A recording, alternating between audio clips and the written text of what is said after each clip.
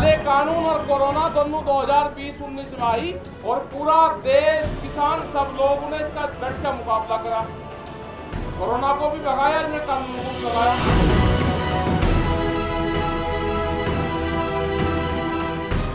हम फैसला पार्लियामेंट चलने से लेंगे, फिर आगे हमें आंदोलन कैसे चलाना। तीन काले कानून वापसी हुई है। अभी सरकार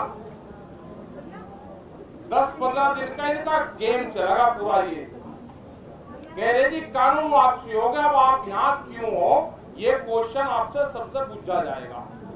अभी जैसे ही ये तीन कानून हाउस में पास हो जाएंगे और हाउस इनको निरस्त कर देगा, तो फिर अगले दिन का क्वेश्चन ये रहेगा कि तीन काले कानून वापसी हो गए, अब किसान घर वापसी नहीं जा रहे, हमने जो डिमांड थी किसानों की पूरी कर दी। ये सरकार एक बयान जारी करेगी। अब ध्यान से आपको सुनना, उसके क्या क्या क्वेश्चन जो है पूछेंगे आपको देने हैं जनता को। एक तो जनता साहब पी रहा है कि जनता ने के बहकावे में बतावे भाई। ये काले कानून और कोरोना दोनों एक बीमारी थी। काले कानून और कोरोना दोनों 2020-19 में आई, एक ही तरह की बीमारी थी और पूरा देश, किसान, सब लोगों ने इसका डट का मुकाबला करा। कोरोना को भी भगाया, इसने कानून को भी भगाया। तो इसका मतलब कानून हमारी प्रायोरिटी नहीं थी, कानून तो एक बीमारी थी, बड़ी भयंकर बीमारी थी। तो वो बीमारी पकड़ी गई, उसका इलाज हुआ।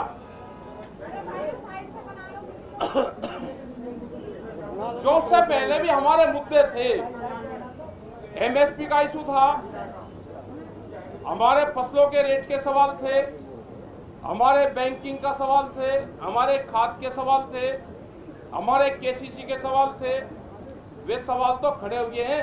हम तो इन तीन कानूनों ने 1.5 साल लेट करे हैं। भाई जो आंदोलन उन पर होता तो कम से कम आंदोलन उन पर होता तो भाव भी बढ़ता। 1.5 साल हमको नुकसान कराए, 1.5 साल तो हमको पीछे लेके गए ये कानून। तो ये है कि हमारा जो एमएसपी है, एमएसपी 2011 में जब प्रधानमंत्री जो अब हैं, ये गुजरात के मुख्यमंत्री होते थे और उस कानून जो थे ये एमएसपी, इस पर इन्होंने पीएचडी करी, इसके वकील थे। एक कमेटी बनी थी, उस कमेटी में ये अध्यक्ष थे, करीब कई मुख्यमंत्रियों की फाइनेंशियल कमेटी थी वो। उसमें अपनी रिपोर्ट इन्होंने ये दी थी कि तीन काले कानून खराब है, नहीं एमएसपी पे गारंटी कानून बनना चाहिए। वो रिपोर्ट उस टाइम की भारत सरकार को दी थी। उस वाली सरकार ने तो कानून नहीं बनाया। आज ये प्रधानमंत्री हैं, इनकी पूरी पीएचडी है इसके ऊपर। अपनी पीएचडी का इस्तेमाल करते हुए और उस वकालतनामे का इस्तेमाल करते हुए आज प्रधानमंत्री है, इनकी अदालत में भाई केस है, तो किसी गवाही की जरूरत है ही नहीं अब तो, क्योंकि पढ़े पढ़ाए हैं तो सारे। तो कमेटी इस पे 11 साल से बन रही है, उस पर अपना फैसला सुना दे। ये 750 किसान शहीद हुए हैं भाई। युद्ध हमारे घर पर आकर लड़ा, उसका हर्जाना कौन देगा?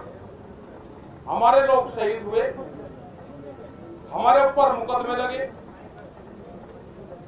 अजय टेनी वाला मामला हुआ, लोग जेलों में हैं।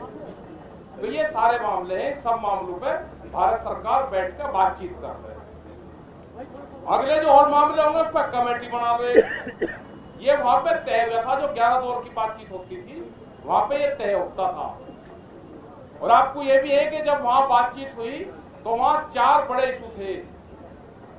एक था तीन काले कानून, एमएसपी, कुराली और बिजली अमेंडमेंट बिल।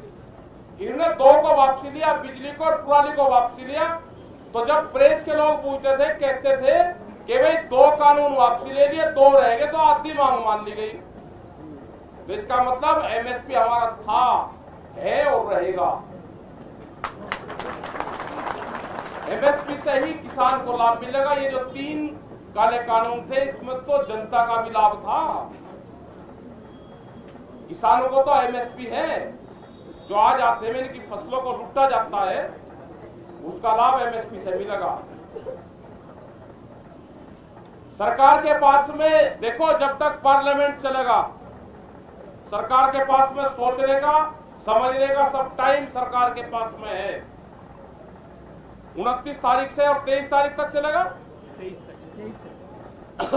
23 तारीख तक चलेगा पार्लियामेंट। हम फैसला पार्लियामेंट चलने पर लेंगे, फिर आगे हमें आंदोलन कैसे चलाना, आगे आंदोलन की रूपरेखा क्या होगी। और 27 तारीख की संयुक्त मोर्चे की मीटिंग, कल भी फैसला लिया जाएगा।